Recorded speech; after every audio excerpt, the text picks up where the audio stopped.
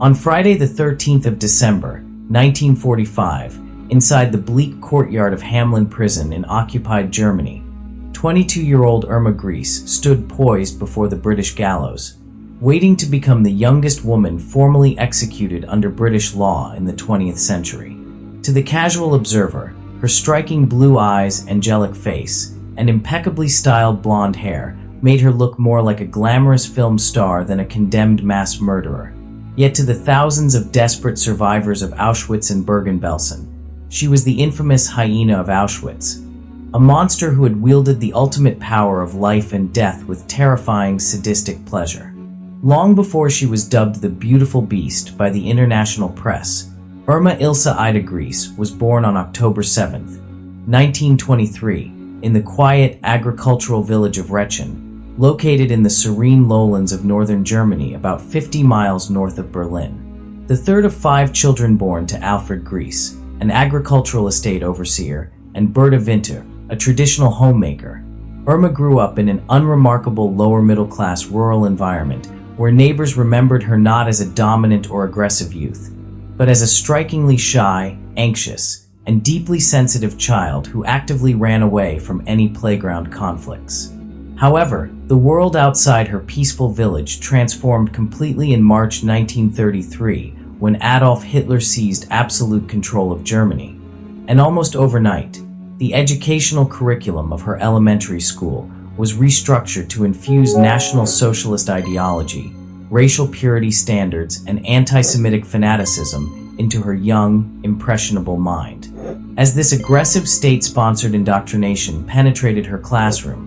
a catastrophic domestic tragedy shattered her home life when her mother discovered her father's infidelity and, after forcing the children to clean the entire house from top to bottom, committed suicide by drinking toxic hydrochloric acid. Following her mother's horrifying death, 12-year-old Irma withdrew into absolute isolation, frequently sitting alone on local hillsides whistling softly to herself, an angry, grieving, and deeply frustrated teenager who soon found an escape from her volatile, abusive father by joining the League of German Girls against his strict wishes. Eager to permanently flee her fractured household, Irma dropped out of school at age 14, working menial factory jobs before securing an apprenticeship as an assistant nurse at the Hohenlichen Sanatorium under the direct mentorship of Dr. Karl Gebhardt, Heinrich Himmler's fanatical personal physician. For 2 brutal years, teenage Irma worked inside this elite military hospital,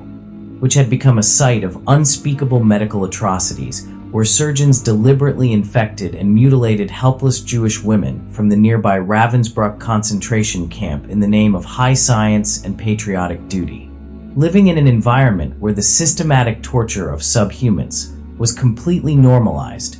Irma became thoroughly desensitized to human suffering, and though she ultimately failed her nursing exams due to academic incompetence, Dr. Gebhardt, recognizing her ideological conditioning, easily directed her to volunteer as an SS prison guard at Ravensbrück in July 1942. Entering the women's branch of the SS at the age of 18, Irma underwent a brief but mathematically calculated 3-week training program at Ravensbrück that was engineered to strip away any remaining vestige of human empathy and cultivate an unyielding, rigid hardness in alignment with Hitler's desire for a youth possessing the brutal gleam of a beast of prey. Trainees were taught that the prisoners were subhuman enemies of the state who sought the destruction of Germany, and Irma watched senior matrons like Dorothea Binz savagely beat prisoners to death and force them to stand perfectly still for hours in freezing temperatures during grueling morning and evening roll calls.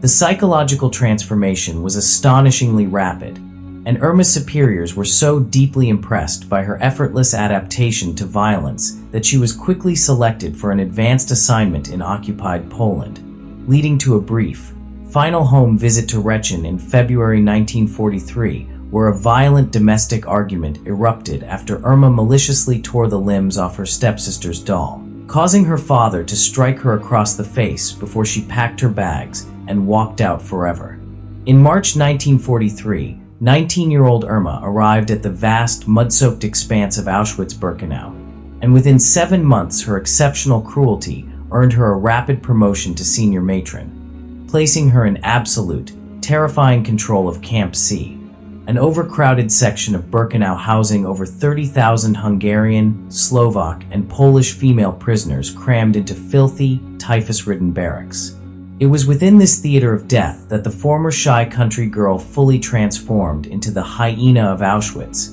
a woman obsessed with her physical appearance who strutted through the human decay in immaculate, custom-tailored uniforms, her flawless makeup and exotic perfumes contrasting sharply with the leather and cellophane whip she carried alongside a silver-plated pistol at her hip. Irma specialized in an inventive form of sadistic cruelty the SS euphemistically referred to as making sport, scanning the lines of starving women during roll calls to savagely whip, kick, or unleash her trained German shepherd upon anyone who stumbled, while also demonstrating an entirely arbitrary disregard for life by casually shooting an innocent Hungarian woman dead through the head from her bicycle before riding away as if nothing had happened. Her psychological manipulation was equally depraved, exemplified when she spread false rumors about food scraps being dumped near the kitchen, and then lay in wait to violently smash the heads of two starving sisters together until they collapsed with severe concussions, an act of sheer malice that solidified her reputation as one of the most feared and unyielding guards in the entire camp complex. As senior matron, Irma worked directly with the notorious Dr. Joseph Mengele, actively participating in the selections for the gas chambers on the railway sidings where she used her whip to separate mothers from their children and took visible pleasure in ensuring that beautiful young women were sent to their deaths first out of pure, malicious spite. Her debauchery extended deep into her private life, where she engaged in high-profile sexual affairs with Auschwitz Commandant Rudolf Haas and Dr. Mengele, while simultaneously forcing female prisoners into exploitative, clandestine relationships, a severe violation of the Nazi Race and Resettlement Act that she covered up by systematically sending her female victims to the gas chambers every few weeks to ensure they could never testify against her. In early 1944, her reckless behavior caught up with her when she discovered she was pregnant, forcing her to compel a prisoner doctor, Dr. Gisela Perl, to perform a dangerous, highly illegal abortion to avoid an SS scandal, promising a warm coat in return before coldly threatening to execute the physician the following morning if a single word of the operation leaked out. By January 1945, as the advancing Red Army pushed into Poland, the SS began blowing up the Birkenau crematoria and forcing tens of thousands of emaciated prisoners onto brutal winter death marches westward into Germany, during which Irma was transferred to Bergen-Belsen, a living hell where over 100,000 starved, typhus-stricken inmates were crammed into an area built for 8,000. Amidst massive mountains of decomposing corpses, Irma continued her reign of terror, savagely whipping dying inmates and screaming in exaggerated horror if she detected a single speck of dust on the barack floors, completely indifferent to the catastrophic human suffering unfolding around her until British troops finally liberated the camp on April 15, 1945. While many guards fled, Irma stayed behind out of a delusional belief that she was simply a disciplined soldier who had followed legitimate orders, and she was immediately arrested by shocked British soldiers who were utterly sickened to find thousands of bodies in various stages of decomposition scattered like cardboard throughout the complex. In an act of poetic justice, the British Army forced the captured guards to manually bury the victims, and while many hardened male SS guards wept or committed suicide rather than touch the corpses, Irma executed the gruesome task without a single sign of revulsion, remaining completely defiant and unrepentant as she was transported to Celle pending her trial. The historic Lüneburg war crimes trial commenced on September 17, 1945, where 45 Nazi defendants were tried under British military law. But it was Irma Grese who utterly transfixed the international press, as journalists captured endless photographs of the beautiful beast, fueling a sensationalized, almost fetishistic global fascination with the shocking contrast between her youthful, angelic appearance and her immense capacity for cold-blooded evil. Throughout the grueling 2-month proceedings, Irma maintained a posture of arrogant, haughty disdain, frequently laughing out loud or casually fixing her hair, while weeping survivors stood on the witness stand recounting how she had murdered their families, and she appeared completely bored when cinematic footage of the liberated camps was projected in the courtroom. Her defense attorney argued frantically that she was merely a minor cog in a vast state machine acting under the binding orders of her superiors,